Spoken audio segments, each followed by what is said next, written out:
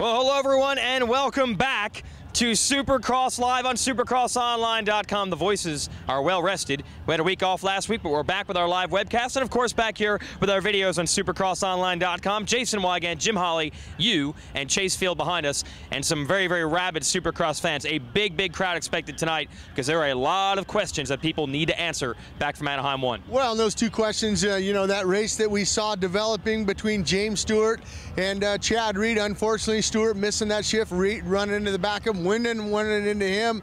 A lot of the top guys were out of the points, and I think that a lot of people here in Phoenix, you know, they might have drove up from California, they might have drove up from Vegas, but everybody is here in Phoenix because they want to see what's going to go on, not only in that class, but also the lights too, because the lights, I think, is going to be dynamic also. Now, we had a chance to talk to some of these guys during the track walk about an hour ago, and most of them at this point in the season chalking it up to these are racing incidents.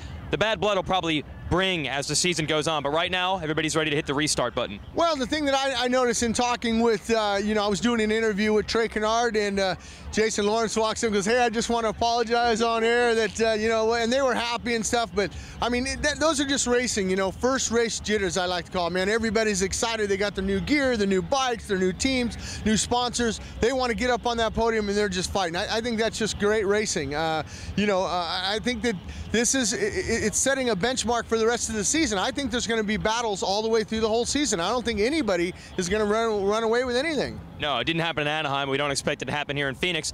One thing that will be different, though, is the track should be different. A lot of riders saying that they were surprised how rough and how tacky Anaheim 1 was. Well, and I think the reason why is they had a lot of rain in Southern California, so the dirt coming into the stadium was tacky already. It's not like they had to add any water to it.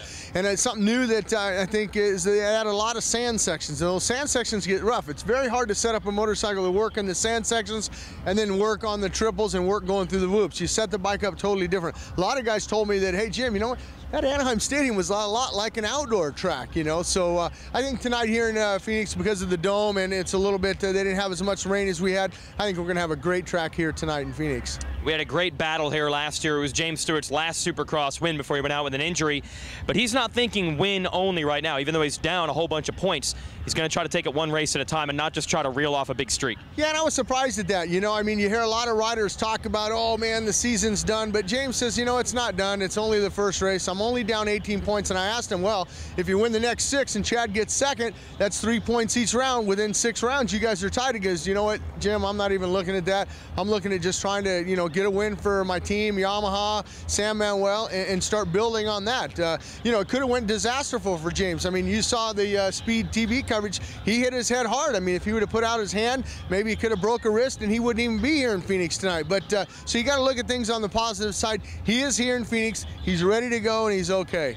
One other thing we want to talk about, of course, we almost didn't even mention our winner, and our points leader right now, winner Anaheim 1, is Josh Grant. Kind of the same attitude that he had coming in Anaheim 1. Everybody's talking about Reed and Stewart and Wyndham and all these lights guys. Josh Grant, no pressure. Who knows, man? And that's the way you perform. I mean, when you don't have a lot of pressure on yourself, you don't put a lot of pressure. The team's not putting a lot of pressure on him. You know, the pressure is top 5. That's all we want you to do. Well, he exceeded that. And like I've always said, you know, the key to success is when opportunity and preparation meet. He was prepared and he had the opportunity. When those 2 guys went down, he was able to reap the benefits from that, but it takes a good start. Any number of guys, if they would have had a good start, could have been their first wins. I'm talking the Andrew Shorts, I'm talking the Timmy Ferries, you know, even Kevin Wyndham was in the hunt until he ran into Stewart, and you know, he was saying, I'm sorry to James, and you know, that's just a racing thing. You know, Kevin, he comes around the corner, you look, you see James in the middle, on the right-hand side was all blocked off, so he commits into the whoops. Once you commit, it's very hard to shut off.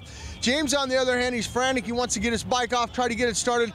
He didn't look left. He starts pushing. Boom, Kevin T-bones him. It was just a racing incident. Man, it's so cool to have this many riders in contention. Don't forget other names like Villapoto and Ferry and Millsaps and Tedesco. There's a lot of talent in this series. It's going to be a great weekend here in Phoenix. So stay tuned to Jim and myself here from Chase Field all day long here on Supercross Live. We're glad to be back.